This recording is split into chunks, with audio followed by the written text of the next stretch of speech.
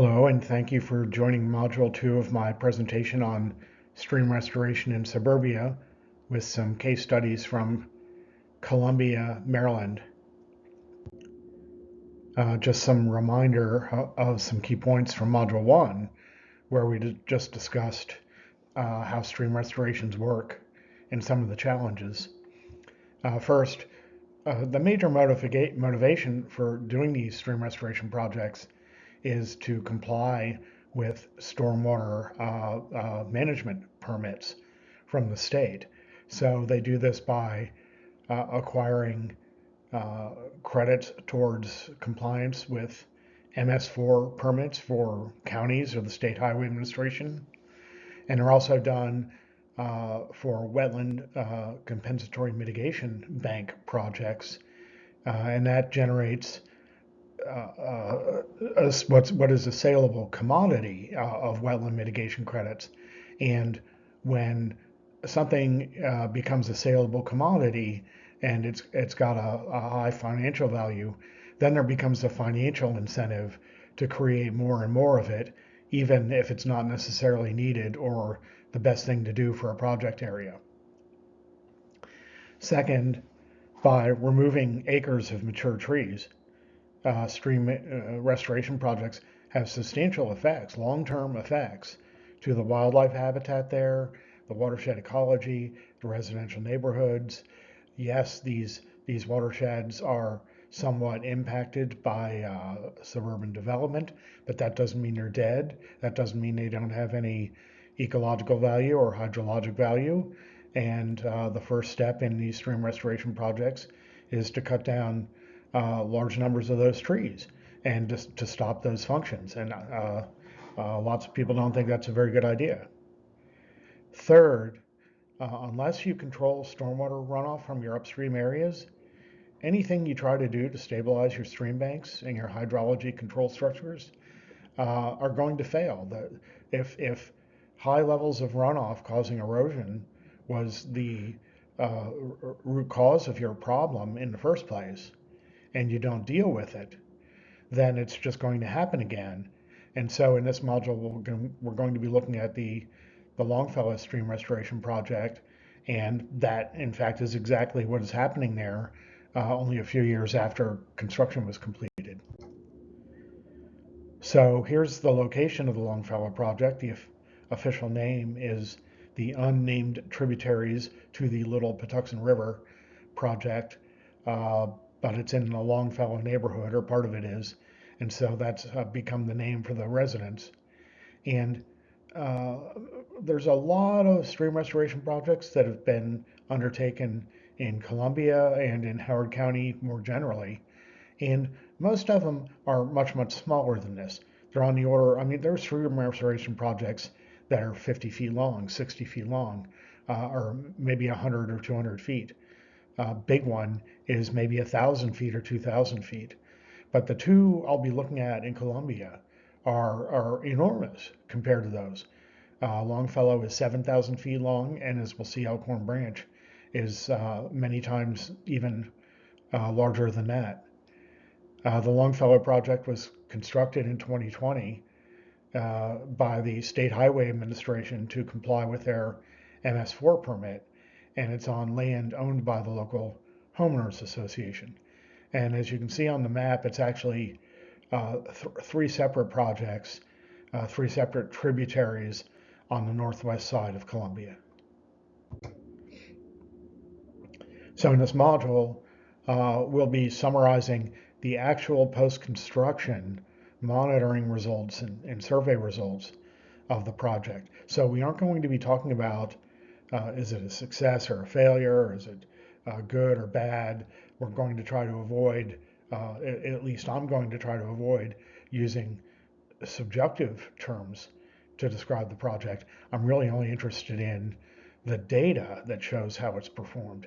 And that would include, if it existed, water quality data, ecology, ecological function, invasive plants, reforestation, whether the area that was cleared of trees is in the process of successful reforestation, and whether the stream bank has been stabilized and erosion has been reduced, because those are the primary goals of the project for the Columbia Association. So we need to see if that's actually happening 5 years later. Information sources I've used. I only live a few miles from there, so I've made multiple personal field visits. Uh, there have been many statements made by the Columbia Association staff in meetings, presentations, emails, memos, and so we can look at what those say. I've filed multiple Public Information Act requests with various state agencies, and so I've obtained uh, tree survey checklists from the Maryland Department of Natural Resources.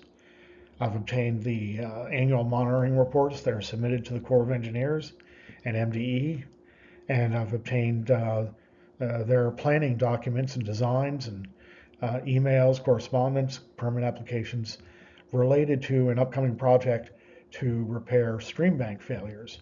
So I've got those. Now, note that I don't work on the project. I don't work for these agencies. I'm just a resident who's obtained, I'm a technically qualified resident, but I'm just a resident who has obtained lots of documents and evaluated them. And so there probably or certainly are documents that exist that I've not been able to obtain, and that includes documents in possession of the Columbia Association. So, just some statements about the project that have been written by the various agencies and landowners. Um, Starting with a statement by a SHA employee who said that this is probably the best restoration site I've seen. So that sounds like a pretty positive statement. It's only based on a visual site visit, not on monitoring numbers or survey numbers, but it's a pretty positive statement. But then note that just a week later, an SHA contractor in an email said that action is required for some structures before they get worse, indicating that although visually this project area may have looked fine, um, some of the structures only 2.5 years after construction, some of the structures were already showing signs of erosion to the point where a contractor recommended that they be fixed before they got any worse. With respect to invasive plants, we have an email from the Columbia Association saying they needed help from State Highways Administration to deal with the invasive plants, and the residents know this. There's Japanese stiltgrass. There's invasive plants all over the project area, which is what happens when you clear all the native vegetation. The invasive plants move in. Uh, a statement by an SHA contractor that the project seems to be performing well stability wise, which sounds okay, I guess. The statement that piqued my interest and caused me to go look at the data was in a watershed committee meeting where the watershed committee members were told that the Longfellow project was successful, and also that CA had directed the contractor to plant 700 new trees. And that to me looked like a contradiction. How can the project be considered successful if they're also having to go plant new trees to replace the ones that had died? And these projects, a regulatory requirement is they're supposed to be self-sustaining. And what that means is the hydrology and the ecology are supposed to be able to function without the need for human intervention. And so obviously, planting 700 new trees 2.5 years later is human intervention. So that sounded like a problem. So I followed up by asking, upon what data are you claiming that this project is successful? And the answer I got back, the next statement, was a bunch of uh, generalizations. The stream restoration is considered an approved best practice by the regulatory agencies, which is true, it is. The project was approved by the regulators, which is true, it was. The project is in the approved watershed management plan, which is only partially true. The project actually would have been prohibited under CA's 2009 watershed plan, uh, but then somehow part of it, Tributary 1, was put into the 2015 plan with no explanation of why they were ignoring the 2009 plan. So all of these are things that might be considerations if you're starting from scratch and you're trying to decide, should we do a stream restoration project or shouldn't we? Is it approved, by the regulators? Is it in a plan? But Longfellow is done. It was constructed 5 years ago. And so we're no longer talking about whether it should be approved or could be approved. We're talking about it's been operating for 5 years. Is it working or is it not working? And so all these statements are completely irrelevant. And they're a red herring to try to make you look away from the real question of what did the data say? So then we move into April of 2024, and in a series of emails initiated by the Columbia Association, they tell SHA they've been seeing notable bank failures, and can you come fix them for us? And that's only a little over 3 years into the project, and now there's substantial erosion to the extent that they need to try to get them repaired. And a few weeks after that, there was a presentation by CA at the CA board meeting, and under questioning by a board member, they admitted that they were asked, has the project improved water quality or ecological function? Because that's sort of the word that's around town in the community. The stream restoration companies and the people who favor these projects to try to garner community support, make sure to tell people, oh, this will improve the water quality in the lakes or in the Chesapeake Bay, and all the good things that they say will happen. Well, in that meeting, CA admitted that was never the intention, and it wasn't the expectation. They said we hoped it would happen, but there's no evidence that it has happened. And in fact, the reason there's no evidence is because these projects, including Longfellow, are not even monitored. There were no water samples collected before the project, so you could do before and after comparisons. You can't. There's no water quality or ecological monitoring now. MDE has come in and done some monitoring afterwards, but again, they've stated directly that it's of limited use because they don't have any pre-construction data. Then also in that meeting, they admitted that they're having difficulty controlling the invasive plants. And then they ended by saying, however, despite all this, the CA's only objective was to stabilize the stream banks. And because this has been accomplished, the project has met this objective, and therefore, in CA's vision, this project is successful. So we'll go look at those statements. So with respect to the reforestation, for construction, to allow construction, about 1,100 mature trees were removed. And as you can see in the photo, the few remaining trees that were left in the project area died anyway. This happens, and I've seen it on other projects, where if you leave a few mature trees but remove the trees around them, now you've changed the amount of sunlight that those trees get. Now you've affected the elevation of the water table. And so you've changed the microenvironment around these trees. And those things are stressors on trees. And they cause those trees to die pretty quickly. So after construction, they planted about 3,500 trees, seedlings, to try to reforest the area. And as we look at the numbers, remember there's a regulatory requirement from DNR that requires a 75% survival rate on those planted seedlings. Here are the data I plotted from the checklist. I had obtained the checklists. The red stars are the actual data points from the checklists.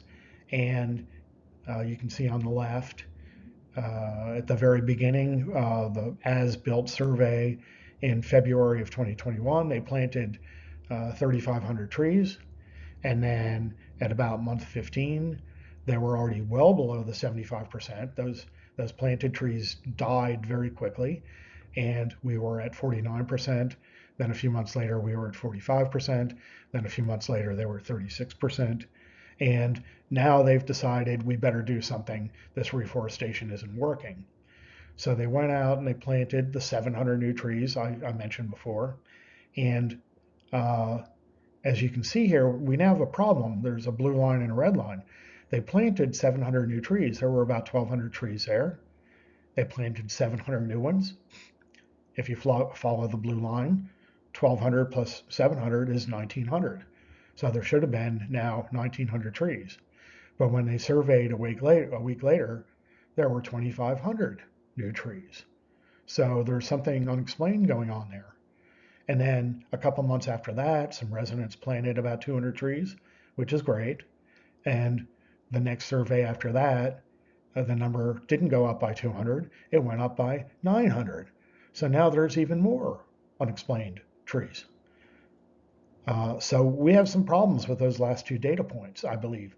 I personally don't believe those numbers are correct. And there's some evidence for that. Concerning issues with regard to the reforestation, more than 50% of the trees died within the first year or so, and then more than 64% within less than 3 years. And then we know that from emails, upon the first report that more than 50% of the trees had died, the contractor wrote an email to State Highways and said, denied that the trees were dying, and said, we haven't seen any dead or dying trees. And this is remarkable because the residents knew that the trees were dying, but the contractor that planted the trees was trying to deny that they were dying.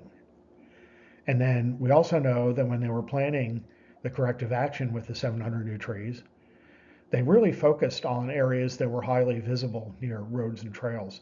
There was no discussion of where are the bare spots that need to be filled in, where's the best place for the ecology, where's the best place for the hydrology. It was really a public relations activity to fill in bare spots that were highly visible to the residents, so the residents would stop complaining. We know that in the first 30 months, trees were dying at enormous numbers, more than 2,000 of them. Then we also know that in May 2023, in the 14 months after that, now 3,400 trees appeared. Well, why this reversal? Why did you have one period when trees were dying and in massive numbers, and then another period when they were growing in massive numbers? And there's really no explanation for this in terms of rainfall, or it wasn't like there was a drought, or there just doesn't seem to be a reason for this. So what are some of the reasons for this extra 2,500 trees? Well, it could have been that there were a lot planted that I don't know about. I have kept a pretty close eye on this project. I can't imagine that, but I guess it's possible. And then, but I think the explanation of the contractor would be is that there's been natural recruitment. So there's a size standard for what counts as a tree. And that size standard may be, for instance, and I don't know what it is for this project, and I'll explain that in a minute, but it could be 2 inches in diameter. So you may have had thousands of trees that in the early surveys were less than 2 inches in diameter, and then all at once they all sort of had a growth spurt and were over 2 inches. And that is a possibility, but it seems unlikely that 2,000 new trees would all do that at once. What I think is the real answer is that different inspectors counted the trees using different size standards.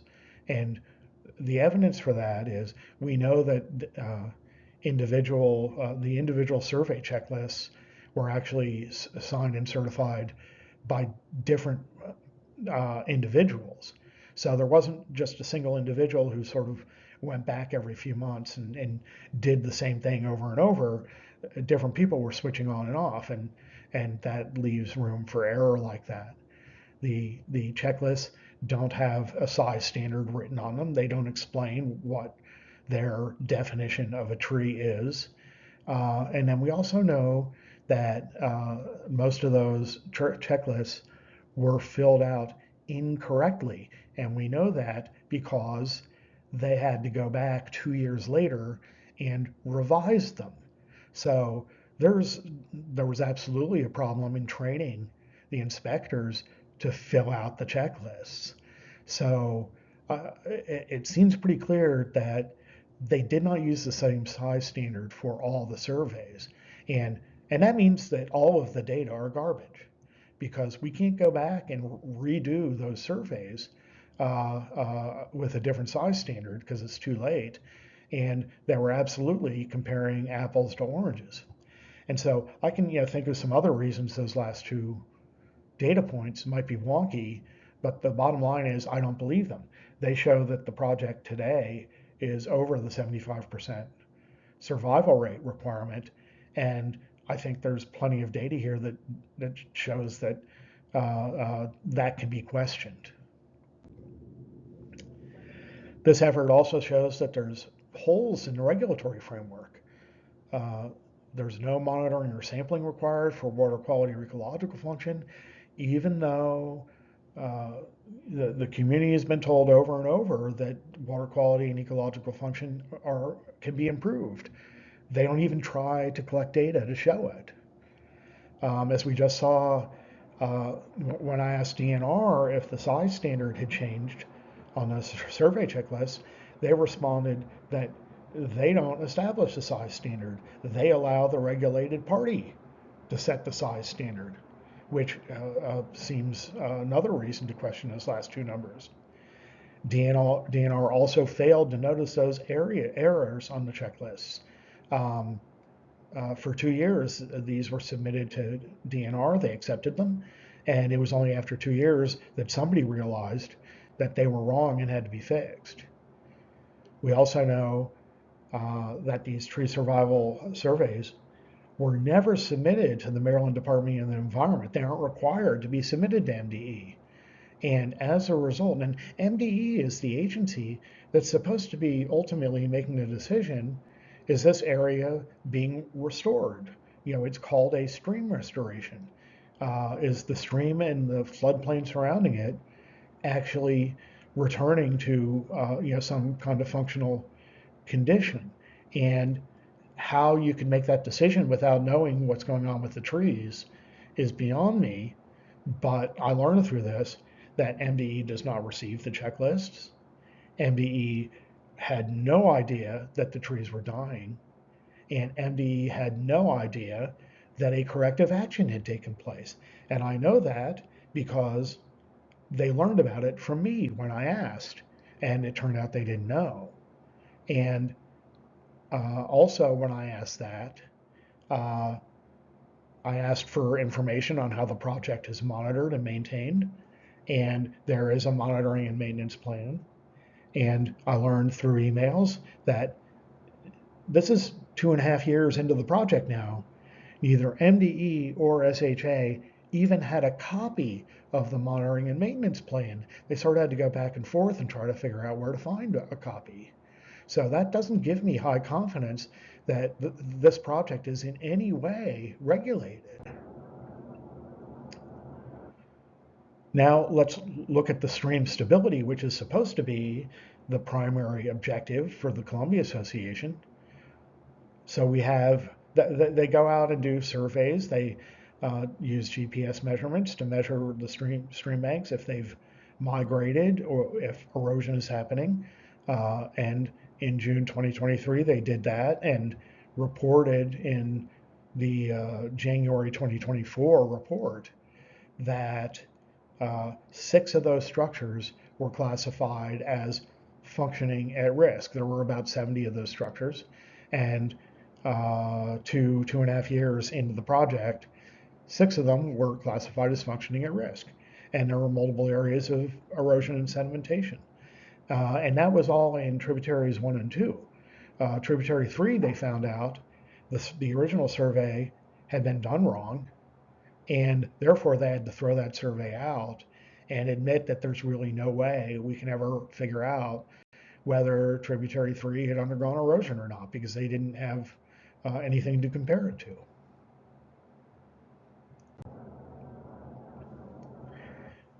In April 2024, knowing that these things were happening, CA directed the contractor to repair a bunch of them. And there was some back and forth, and eventually they agreed to repair just one of them. It was the one that was right along the road that all the residents could see, and the residents had begun to complain about. And so they didn't go out and repair all 5 or 6 of them. They only went and repaired the one by the road. And the email exchange, directly states that they wanted to do this because the residents were complaining, and they wanted to basically hide the evidence from the residents and from the CA board. In that email, CA claimed that that damage was done during a storm event in January. So I went back and I looked at those precipitation records. And January 9th of that year was a very rainy day. They got 2.6 inches of rainfall. And according to the Howard County Design Manual, that is a 1-year storm. That is a storm that is expected to happen at least once a year. And so these stream restoration projects need to be constructed so they can withstand a storm that happens every year. Also in April of 2024, that January report was revised. I don't know why, but now instead of reporting 6 structures functioning at risk, it now reports 12 structures functioning at risk. So somebody looked at the data and said, you need to point at some of these other areas. Columbia Association SHA began planning repairs. As part of that effort, they did an additional survey in June 2024, a year later, and now there were 23 structures classified as functioning at risk, plus 1 structure that had already completely failed. And now we're at about a third of the total original number of structures. So they proceeded, the design plan was completed in August, MDE permit application was submitted in October, and as I record this in March 2025, we're still waiting for the repair program to occur. The summary here is that in just 4 years since construction was completed, there's really no evidence that the restoration is moving forward, especially if you don't believe those last 2 survey numbers. Residents know that the area is overrun with Japanese stiltgrass and other invasive plants. You can see here the green tubes are not the first round of reforestation, that's the second round of reforestation trees. And all the brown grass lying there last summer was Japanese stiltgrass, which climbs up those green tubes and chokes the trees. And then the project has also demonstrated how quickly erosion will destroy anything you put in a stream channel if you don't control the runoff volumes coming from upstream. And then also, we've identified holes in the regulatory framework. One of CA's claims is that these projects are so tightly regulated that they have to be successful. And we've demonstrated that DNR wasn't looking at the checklists. We've demonstrated that MDE had no idea what was happening with the trees, and those should be concerning to anyone, because these projects cost money. This was funded by Maryland state taxpayer dollars, and and there's no evidence that it's achieving any of its objectives. In Module 3 upcoming, we're going to go take a look at the Elkhorn Branch project, which is another project in Columbia. And we're going to take a field visit, and we're going to look at the sources of the elevated runoff and potential BMPs that can be used to address that, and also some relevant information for how Elkhorn Branch and Lake Elkhorn are related to each other. So I hope you'll join Module 3 and Module 4, and thanks for listening.